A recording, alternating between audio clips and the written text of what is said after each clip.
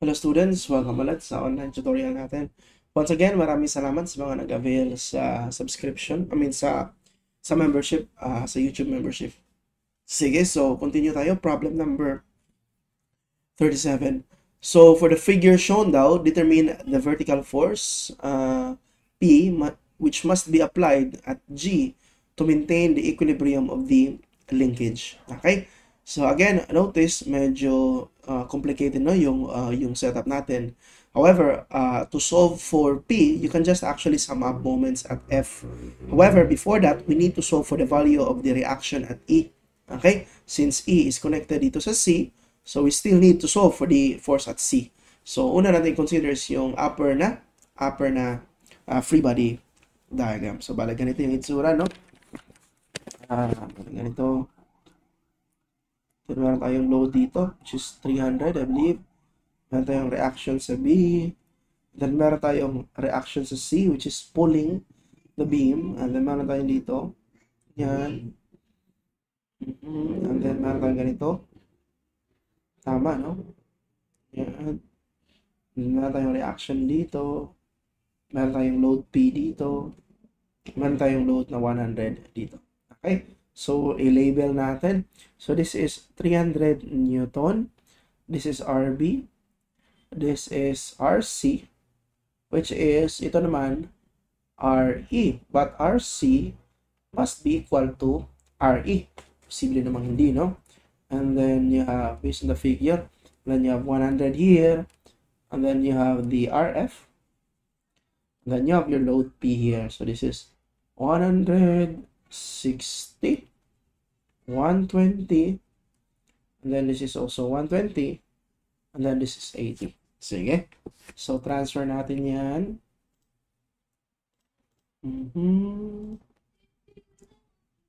Asan yan? Okay, so kopyahin natin to. Yan, lipat natin dito. Sige. So, first, we need to, again ang idea is to solve for the load P, which is here. Ito yung load P natin. Sorry, di ko nalagay. Yan yung load P natin. So, ang idea is to solve for load P, we need to sum up moments at F. But, before we can sum up moment at F, we need RE. But, wala tayong RE, di ba? So, to solve for RE, we need RC. Again, to solve for RC, we will actually consider the upper free body diagram. So natin, consider upper beam. Upper beam. So, sum up tayo ng moment. Sum up tayo ng moments sa B that will be equal to 0. Clockwise equals counterclockwise. Now, looking at the figure, ang clockwise will be ang RC, no? So, that is RC times 120. That must be equal to the counterclockwise with respect to point B is actually itong 300 sa itaas. So, that's 300 times 80. Okay? So, with that, we can solve for RC. Sige, so solve natin ang RC. So, you can use your calculator. Anyway, RC is 200 based on this equation. Next, since RC is 200, we can also say that RE should be equal to RC, diba? So, RE is also 200. Once nakuha natin ng RE, we can now sum up moment at F. Again, this time, we will be considering the lower beam na.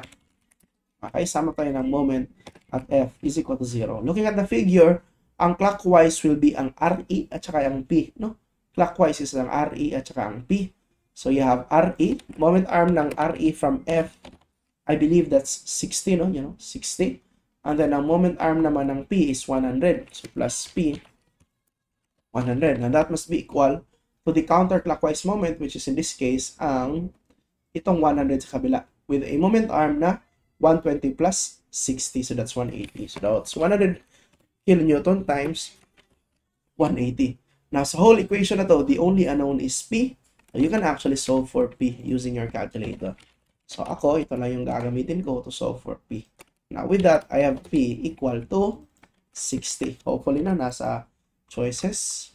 Tama, 60 or letter C. Okay, I hope okay tayo dyan ha. Again, yung mga ganito klaseng problem, madali lang to. Basta tandaan nyo lang kung ano yung kailangan gawin, no? So, basically, since we want to solve for P, we will use the lower beam. So, sama tayo ng moment sa F. But, since wala tayo dito, so kailangan mo nang isolve to. And then, since kailangan natin to, kailangan natin isolve to, And then we can solve this one by summing up moments here. Okay? So I hope okay tayo dyan, ha? Sige. So if you have any questions or clarifications or corrections, if may napansin kayo, please do not hesitate to comment down below. Maraming salamat sa panonood and see you sa next video na.